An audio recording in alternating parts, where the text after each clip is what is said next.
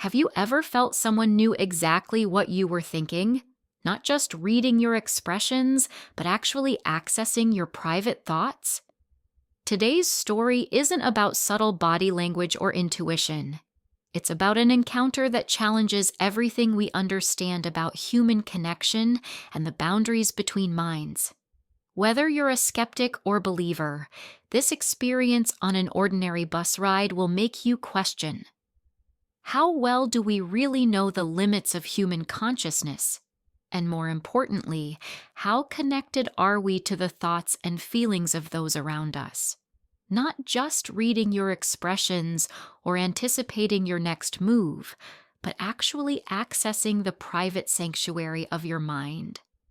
It's a question that strikes at the heart of our most fundamental fears and fascinations. We all like to think our thoughts are our own, a sacred space where we can be truly ourselves, unobserved and unjudged. But what if that assumption isn't as solid as we believe? What if the walls between minds are more permeable than we've been taught?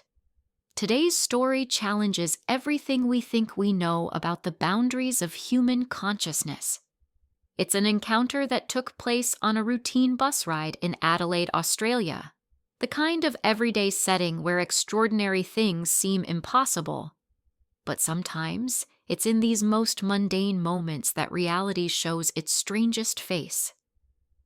I'm going to share a first-hand account that will make you question the very nature of human consciousness and connection. This isn't some vague tale of psychic powers or supernatural abilities.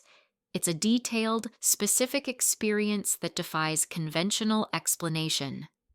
A mysterious stranger in a black hat who didn't just seem to know what someone was thinking, he proved it again and again in ways that couldn't be dismissed or rationalized away. Whether you approach this story as a hardened skeptic or an open-minded believer, I challenge you to explain what happened on that rainy evening in Adelaide. Because sometimes the most unsettling truths aren't found in ghost stories or tales of the supernatural, but in those moments when reality itself seems to shift, revealing possibilities we never imagined existed. Are you ready to question everything you think you know about the privacy of your own thoughts? Picture a Wednesday evening in Adelaide when the city begins its transition from bustling workday to quiet night. The narrator had just finished another shift at the local bookstore, a job that surrounded them with stories of all kinds, though none quite like the one they were about to experience. The familiar routine of their commute had become almost meditative. Clock out at 6:30, walk 3 blocks to the bus stop, and settle in for the 40-minute ride home. The weather that evening seemed to set the stage for something unusual, with a light drizzle creating a shimmering veil across the city streets and transforming the usual urban landscape into something almost dreamlike. The bus's windows were dotted with raindrops that caught the glow of passing streetlights, creating little constellations that shifted and merged with each turn and bump in the road. They had claimed their usual spot, middle of the bus, window seat, just far enough from the back to avoid the engine noise but not so close to the front to be in the driver's line of sight. It was the kind of spot that regular commuters know well, that perfect balance of comfort and privacy. The narrator had pulled out their current read, a comedy book that had been providing welcome relief from the monotony of daily commutes. The bus was carrying its typical evening crowd, a handful of tired office workers, a couple of students with headphones firmly in place, and a few other familiar faces they'd seen but never spoken to, all of them wrapped in their own private worlds. The gentle sway of the bus and the soft patter of rain created that peculiar bubble of solitude that public transport sometimes provides, a shared space where everyone silently agrees to respect each other's privacy. The familiar hum of the engine, the occasional squeak of the brakes, the rustle of pages turning. It was all so ordinary, so predictable. That's what made what happened next so extraordinary. Looking back, the narrator would often reflect on how the most life-changing moments often come disguised as ordinary ones, how the extraordinary sneaks up on us in the midst of our most mundane routines.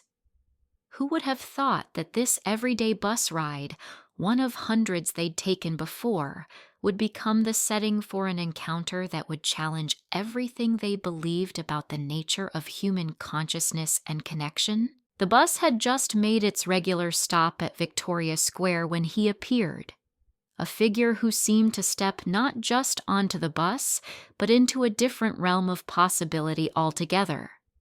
He was tall, perhaps 6 feet or more, dressed in a way that somehow managed to be both timeless and distinctly out of place. His charcoal gray suit was impeccably tailored, the kind of quality that draws the eye without demanding attention. But it was the hat that truly set him apart, a black fedora that seemed to absorb the fluorescent bus lighting rather than reflect it. The hat wasn't a fashion statement or an affectation. It seemed as natural and necessary as any other part of him, like it had been waiting all its life to sit atop his head. His age was difficult to pin down, somewhere in his 50s perhaps, but with an agelessness about him that made such estimations feel futile.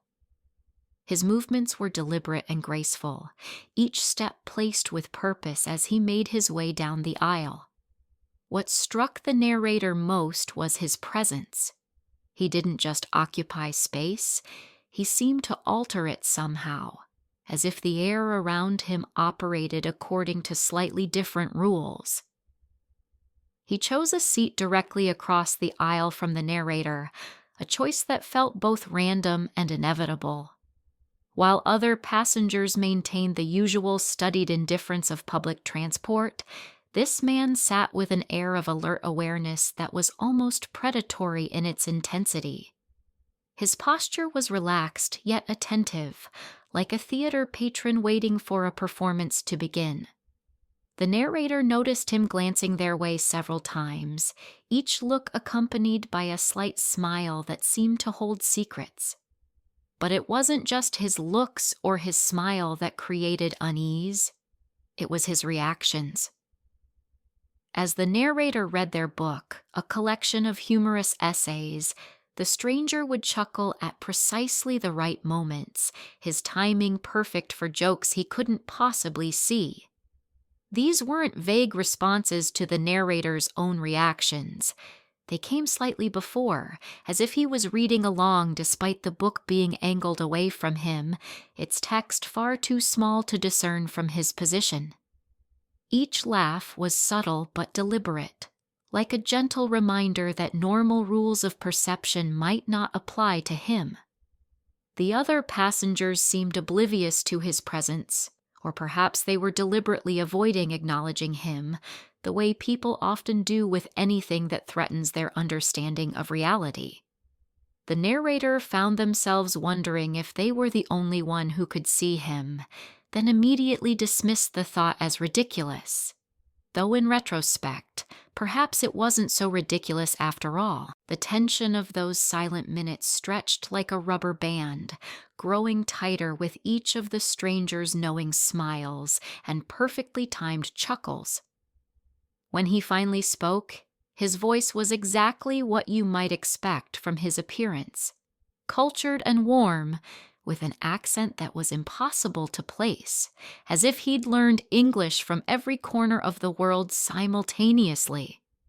"That's quite an amusing book you're reading," he said, breaking the unwritten code of bus silence with casual confidence. "The part about the garden gnome particularly caught my attention, especially the bit about the red paint and the neighbor's cat." The narrator felt their blood run cold. They had just read that exact passage moments ago, a detailed anecdote buried in the middle of a longer story. It wasn't just the general subject he'd mentioned, but specific details that were impossible to guess or glimpse from his position. The book was held at an angle that made even seeing its cover impossible from where he sat, let alone reading its contents. When they asked how he could possibly know about those details, his response came with a smile that seemed to acknowledge the game they both knew was being played. The same way I know you're wondering if you left your kitchen light on this morning, which you did, by the way. And yes, you also forgot to water your mother's plants yesterday, though they'll survive until tomorrow. The narrator's stomach dropped. These weren't lucky guesses or cold reading techniques. They were specific, private thoughts that had flitted through their mind seconds before he voiced them. The kitchen light had been nagging at them since leaving work, a persistent worry they hadn't mentioned to anyone. And the plants. That was a responsibility they'd taken on while their mother was on vacation, something they'd only remembered with a pang of guilt moments before he mentioned it. His words carried no hint of showmanship or triumph, just a matter-of-fact delivery that made them somehow more unsettling. The other passengers continued their journeys in oblivious silence, while the narrator sat frozen, watching their private thoughts being casually plucked from their mind and presented back to them like cards from a magician's deck. The stranger's expression remained gentle, almost sympathetic, as if he understood the mental gymnastics they were performing trying to explain away what was happening. "You're thinking this must be some kind of trick," he said softly. "That there must be a..." Perhaps sensing the narrator's internal struggle between fascination and skepticism, the man reached into his waistcoat pocket and withdrew an object that seemed to belong to another era. A golden pocket watch that caught the bus's fluorescent lighting and transformed it into something almost magical. The watch itself was a work of art, its case adorned with intricate engravings that seemed to shift and change if you looked at them too long. It was the kind of timepiece that suggested not just wealth, but history, the sort of object that carries stories within its mechanical heart. "You're looking for proof," he said, his voice carrying a note of gentle amusement. "Something that can't be explained away as coincidence or clever guesswork. Something empirical." He held the watch with a reverence that made it seem more like a sacred object than a simple timepiece. "Think of any time," he continued. "Don't say it aloud, don't write it down, don't give any indication. Just picture it clearly in your mind." The narrator, still clinging to skepticism like a life raft, thought of 3:47, a deliberately random choice, a time with no significance or pattern. The man's thumb pressed the catch, and the watch cover sprang open with a soft click that somehow seemed to echo despite the bus's ambient noise. When he turned it toward them, the hand stood exactly at 3:47. The narrator's mind raced to explain it. A trick watch, perhaps, or some clever mechanism. "Again," the man said simply. This time they chose 11:23, making sure their face betrayed nothing. Once more, the watch opened to reveal exactly that time. 5 more times they tested it, each time choosing more random combinations. 4:16, 7:52, 2:39, 9:05, 1:27. Each time, without hesitation or manipulation, the watch displayed exactly the time they had thought of. The man never touched the hands, never asked for hints, never showed any sign of using any mechanism to adjust the display. The mathematical probability of guessing these times correctly was astronomical, and he wasn't guessing. He was simply opening the watch to reveal what was in the narrator's mind. The other passengers remained absorbed in their phones and thoughts, oblivious to the impossible demonstration taking place in their midst. The watch itself seemed to defy normal rules of mechanics. Its tick was too soft, its movement too smooth, as if it operated on principles beyond simple gears and springs. The man handled it with the casual familiarity of someone who had performed this demonstration countless times before, yet each revelation seemed to delight him as much as the first. "The time is just numbers," he said softly, "and numbers are just thoughts given form. Once you understand that all things, time, space, matter, consciousness, are simply different expressions of the same underlying reality, the boundaries between them become permeable." As the bus approached the next stop, the man in the black hat rose from his seat with the same fluid grace that had marked his every movement.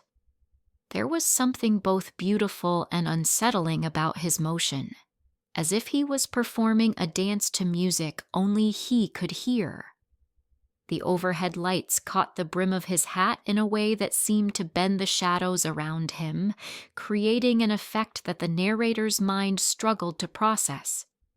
Before leaving, he turned to face them one final time, his expression holding a mixture of compassion and amusement that would haunt their memories for years to come. "The boundaries between minds are not as solid as we like to believe," he said, his voice carrying an authority that seemed to come from somewhere beyond mere confidence. "Some of us have simply learned to see through them. The trick isn't in the seeing, it's in accepting what you see." He adjusted his hat slightly, a gesture that somehow managed to be both casual and ceremonial. "And no, you're not crazy, though I know that's what you're thinking right now. You're also wondering if you'll ever see me again, if this is real, and if you should tell anyone about it. The answers are, perhaps yes, and that's entirely up to you." With those words, he stepped off the bus and into the rainy evening. The narrator pressed against the window, trying to track his movement through the water-streaked glass, but he had vanished completely. Not just walked away or disappeared around a corner, simply ceased to be there, as if he had stepped through a door that only he could see. The rain continued to fall, the bus continued its route, and the other passengers continued their evening commutes, completely unaware that reality had just shown its seams. The space where he had sat still held a lingering warmth, and the air seemed charged with an energy that defied description. The narrator found themselves reaching out to touch the seat he had occupied, half expecting their hand to pass through it like a hologram. But it was solid, real, ordinary, just like everything else on the bus, except for the extraordinary event that had just transpired. They searched their memory, trying to fix every detail of the encounter before it could begin to fade or be rationalized away by their skeptical mind. The way he moved, the exact tone of his voice, the impossible precision of the watch. Each element was both crystal clear and somehow dreamlike, as if their mind couldn't quite decide how to file away an experience that defied its usual categories. In the days, weeks, and years that followed, the narrator found themselves constantly returning to that rainy evening encounter, examining it from every angle like a puzzling gemstone that revealed new facets with each inspection. They tried every rational explanation they could think of. An elaborate magic trick, a highly skilled cold reader, some form of hypnosis, even the possibility that they had somehow imagined or dreamed the entire incident. But none of these explanations could fully account for what they had experienced. The precision of his knowledge, the impossible accuracy of the watch, the way he seemed to exist slightly adjacent to normal reality, these elements refused to be explained away by conventional logic. They never saw the man in the black hat again, despite taking the same bus route for years afterward, despite scanning every crowd and searching every face that bore even a slight resemblance to his. Sometimes they would catch a glimpse of a black fedora in their peripheral vision, only to turn and find nothing there.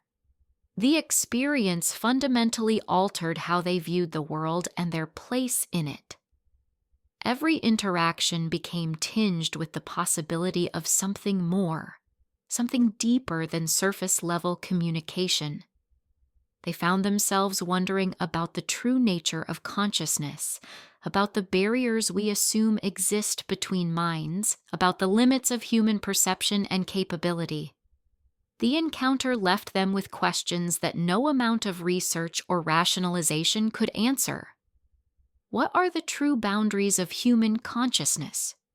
How much of what we consider impossible is simply unexplored? Are there others like him out there, moving through the world with abilities we've relegated to the realm of fiction? Every time they saw someone in a black hat, their heart would skip a beat. Every time they checked the time, they remembered those impossible moments with the pocket watch. Even the simple act of reading on the bus became charged with memory and meaning. The experience had planted a seed of possibility in their mind that continued to grow, spreading its roots through their understanding of reality. They found themselves more open to the inexplicable, more willing to consider possibilities that existed beyond the boundaries of conventional wisdom. Perhaps most importantly, the encounter left them with a profound appreciation for the mysteries that still exist in our world, not in some far-off place or ancient time, but here and now, in the midst of our ordinary lives. Sometimes the most extraordinary things happen in the most mundane places, like a simple bus ride home on a rainy evening in Adelaide. And sometimes, the most important questions aren't about whether something is possible, but about what becomes possible when we open our minds to experiences that challenge everything we think we know